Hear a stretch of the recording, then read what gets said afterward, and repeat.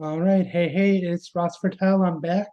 We've got quite a few spoilers that came out today for the Federation Week of Showdown First Light for Lights.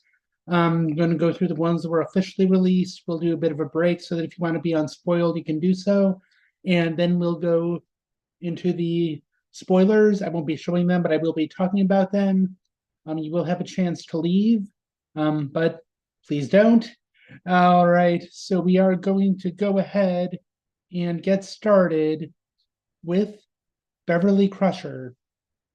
We've seen her before, and I can kind of make a case for this being one of the most versatile mains in if you need those skills.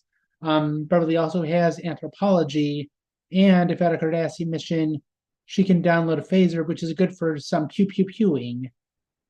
Attributes are pretty good, but with Beverly Crusher, you've got some really good versatility, even if you're looking just within the bounds of TNG personnel.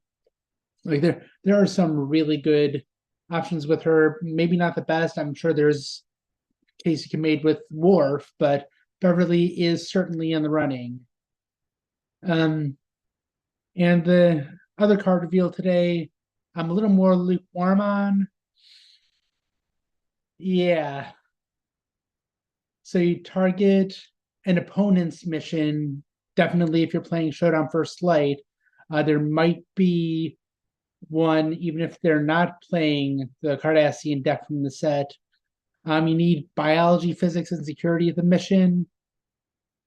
And then you also have to lose one of those personnel to be captured and relocated for 5 points. Like you can get better than that with assigned mission specialist, and you don't lose a personnel. It's really going to depend on what getting cleaned up does. Um, we'll see, but I am very, very, very tepid with this.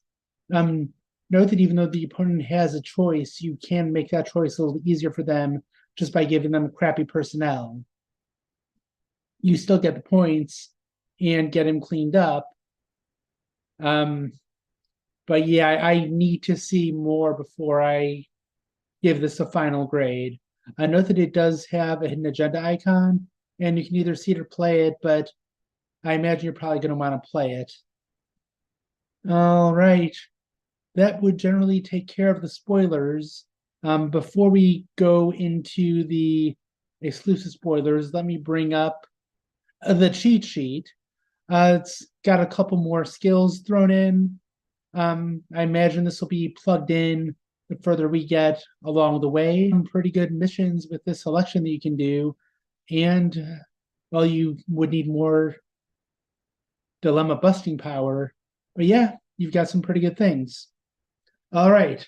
That takes care of the official spoilers. If you want to jump out now, before we talk about the exclusive spoilers, have a good night. We'll see you tomorrow. But if you want to stay, we've got two spoilers. Why? Because T is for Taco Tuesday Dilemma Day, guys.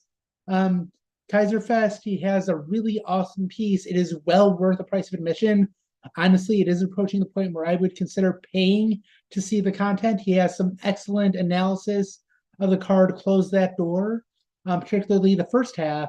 But what I want to focus on is that second half, the part where you can nullify it with a doorway. Trust me, players are stalking doorways. They're there. Trust me. Holodeck door and holodeck decks, space-time portal, they are pretty prevalent.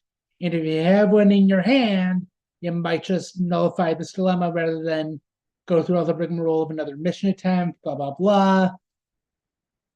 So it's not that people will be stocking more doorways in their decks. I mean, they might, but what I'm more concerned about is whether or not they'll be using the doorways in their hand to nullify that card. The most meta card in the set, I imagine. I'm really eager to see what effects it has on gameplay. And the other card is actually on the CC Discord. Daniel Madison gave us a preview of William T. Riker. This was the one who's kicked out and just playing around in his quarters until Jellicoe comes down. The big benefit you have is your TNG Shuttlecraft are all attributes +2 if he's aboard, and that is not a bad deal, especially with the range. I took a look at them. Let me see if I have it up. But their ranges are generally in the 6-7 range. But with Wrecker aboard, this Wrecker aboard, those cards can get into, well, they've all got 6 range. There's none with a matching commander. But it's the Type 6 shuttlecraft from Premier, Ferengi Shuttle from Rules of Acquisition. You'll need somebody to do that. Or your Radiant Shuttle. None of these make them great cards, but he makes them better. So if you're looking to ferry around and not have to worry about a lot of staffing issues, it is not too bad of an idea. All right, that is all that I have for today. Thank you very much for listening. It is looking like the Federation deck can do some cool tricks, but we really need to see what one of the cards does before we can fully evaluate it. All right, thank you very